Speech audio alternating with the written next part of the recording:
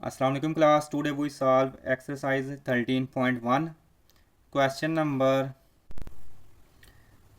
6।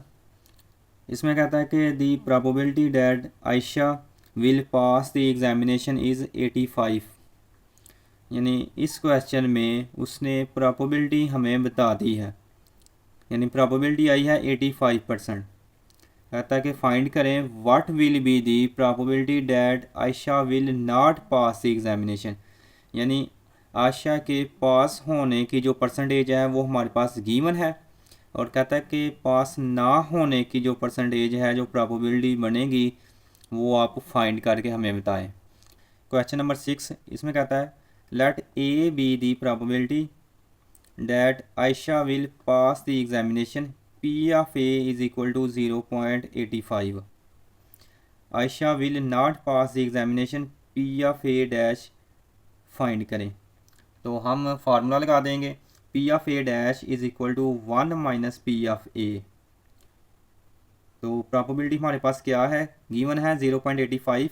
तो 0.85 यहाँ पे आ जाएगा, इसको 1 में से माइनस करेंगे तो हमारे पास आंसर आ जाएगा 0.15।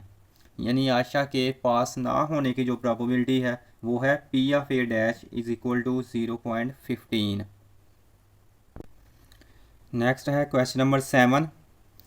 इसमें कहता है कि Tabish toss of fair coin and roll of fair dice once.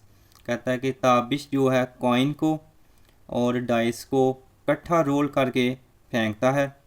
Find the probability of the following events. कहता है कि ये 5 पार्ट्स गिवन है, इनको आप सॉल्व करके इनकी प्रोबेबिलिटी फाइंड करें।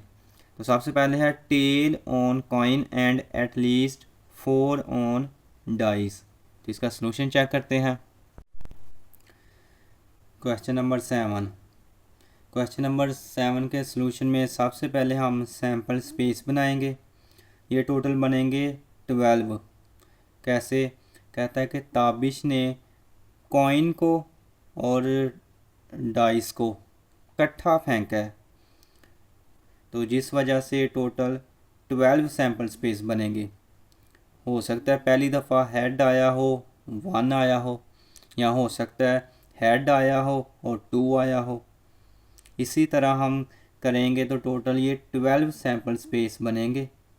तो इसका पार्ट 1 है जिसमें कहता है कि टेल ऑन कॉइन, कॉइन पे टेल आया है, and at least 4 on dice, और डाइस पे क्या है, एट लीस्ट 4। तो इसका सलूशन है let A be the event that tail on coin and at least 4 on dice.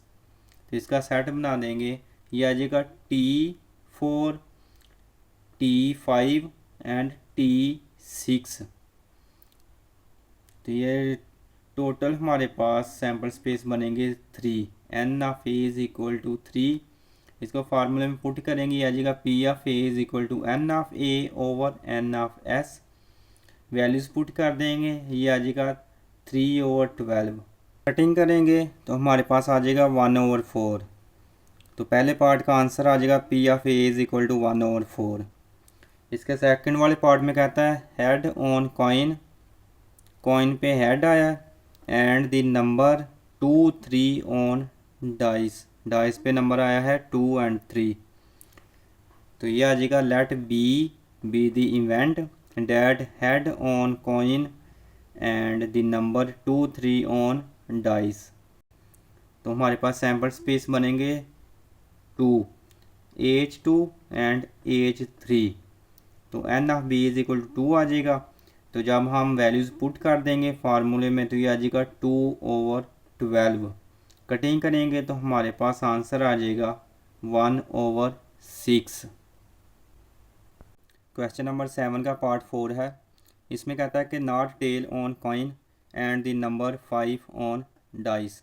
यानी कॉइन पे टेल नहीं आया और डाइस पे 5 नहीं आया। इनकी आपने प्रोबेबिलिटी ना आने की प्रोबेबिलिटी फाइंड करनी है। इसका सलूशन है let D be the event that tail on coin and 5 on dice. सबसे पहले हम फाइंड करेंगे कि टेल आने की प्रोबेबिलिटी और 5 आने की प्रोबेबिलिटी क्या बनेगी वो हम फाइंड करेंगे। तो इसका सैम्पल स्पेस, एक ही सैम्पल स्पेस बनेगा T5। तो ये आ जाएगा n of d is equal to 1। जब हम वैल्यूज़ को पुट कर देंगे फार्मूले में तो ये आ जाएगा 1/12, यानी टेल और 5 आने की जो प्रोबेबिलिटी बनेगी वो बनेगी 1/5। अब हमने फाइंड करना है टेल और कॉइन ना आने की प्रोबेबिलिटी। तो हम क्या करेंगे, let D be the event not tail on coin and number 5 on dice. तो फार्मूला हमारे पास है P of D dash is equal to 1 minus P of D. तो ये हमारे पास आ जाएगा 1 माइनस 1/12। इसको सिंप्लीफाई करेंगे, दिया जाएगा 12 माइनस 1/12।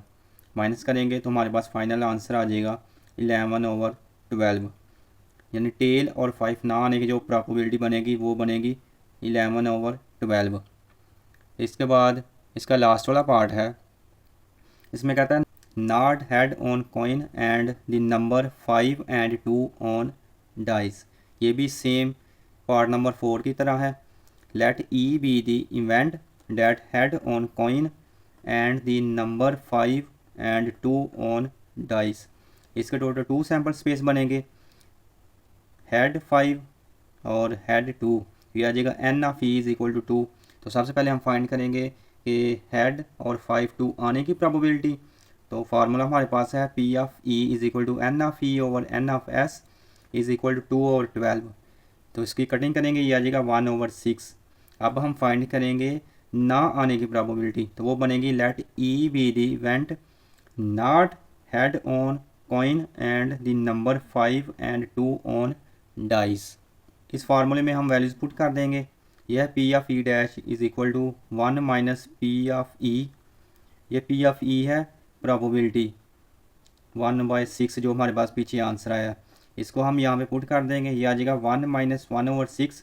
सिंप्लीफाई कर देंगे तो हमारे पास फाइनल आंसर आ जाएगा 5/6, यानी हेड और 5 2 ना आने की जो प्रोबेबिलिटी बनेगी वो बनेगी 5/6। क्वेश्चन नंबर 9 लास्ट वाला क्वेश्चन है। इसमें कहता है अ card is chosen at random from a pack of 52 playing cards. कहता है कि हमारे पास टोटल 52 प्लेइंग कार्ड हैं, यानी ताश के पत्ते हैं 52। Find the probability of getting a jack, और दूसरा पार्ट है नो डायमंड, यानी जैक आने की प्रोबेबिलिटी आपने बतानी है और डायमंड ना आने की प्रोबेबिलिटी आपने बतानी है। तो इसका सलूशन चेक करते हैं। Question number 9 part 1 a jack. Total number of cards 52। तो ये आ जाएगा n of s is equal to 52। कहता है let A be the event of selecting a card of jack. उन 52 कार्ड में से आपने जैक सेलेक्ट किए हैं, तो टोटल जैक हैं 4। तो ये आ जाएगा n of a is equal to 4। तो फार्मूले में पुट कर देंगे P of A is equal to n of a over n of s is equal to 4/52। ये कटिंग करेंगे तो आपके पास आंसर आ जाएगा 1/13। सेकंड वाला पार्ट है नो डायमंड। कहता है डायमंड ना आने की प्रोबेबिलिटी फाइंड करें। तो ये आ जाएगा let be the event of selecting no diamond card. तो टोटल डायमंड कार्ड होते हैं 13। तो ये आ जाएगा 52 माइनस 13, ये आ जाएगा 39। तो n of b is equal to 39 आ गया। फार्मूले में पुट कर देंगे, ये आ जाएगा P of b is equal to n of b over n of s is equal to 39/52। इसकी कटिंग करेंगे, ये आ जाएगा 3/4, यानी डायमंड ना आने की प्रोबेबिलिटी हमारे पास बनेगी 3/4।